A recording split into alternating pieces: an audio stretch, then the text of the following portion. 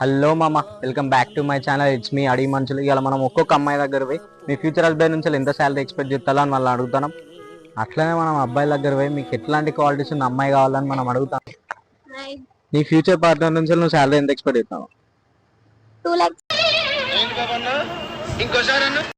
చాలా తక్కువ. ఎట్లాంటి గర్ల్ ఫ్రెండ్ కావాలి? నాకు ఎంత దాగొచ్చినా తిట్టద్దు, ఎవరితో తిరిగినా ఏమనొద్దు, అట్లాంటి గర్ల్ ఫ్రెండ్ కావాలి. మీరు మీ ఫ్యూచర్ పార్ట్నర్ నుంచి ఎంత శాలరీ ఎక్స్పెక్ట్ చేస్తారు? Minimum 1 lakh. మామా, హౌ ఆర్ యు? ఫైన్ రా. ఏం లేదు, నీకు ఒక క్వశ్చన్. అయ్యో, నీకు ఎట్లాంటి గర్ల్ ఫ్రెండ్ కావాలి? నాకా మూగ అమ్మాయి కావాలి. నాకు మూగదా? మూగదా ఎందుకురా? మనం ఏం చేసినా ఏం మాట్లాడదు కదరా, ఏం అడగదు కదా. ఎందుకు? ఓన్లీ ఆశకి స్వార్థానికి క్రాసింగ్ చేసి పుట్టిన ఎదవలా ఉన్నాడు అంకుల్. మీరు మీ ఫ్యూచర్ హస్బెండ్ నుంచి ఎంత శాలరీ ఎక్స్పెక్ట్ చేస్తున్నారు? నన్ను బాగా చూసుకుంటే సరిపోతుంది.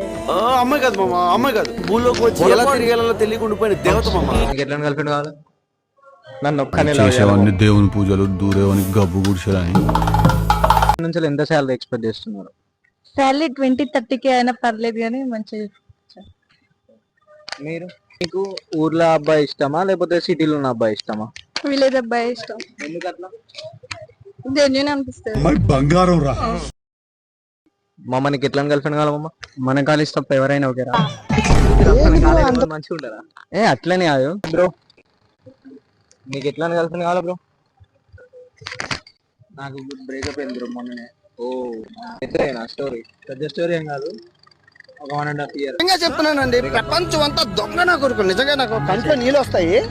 దొంగ నా కొడుకులు అండి, దొంగ. ఎవరిని నమ్మడానికి ఇంకో పిల్లలు తెలియసుకో, నాట్ ఇంట్రెస్టెడ్. నీకు ఎట్లాంటి గర్ల్ ఫ్రెండ్ కావాలి? చదువుకునేది ఫస్ట్, చదువుకోవడానికి మిమ్మల్ని.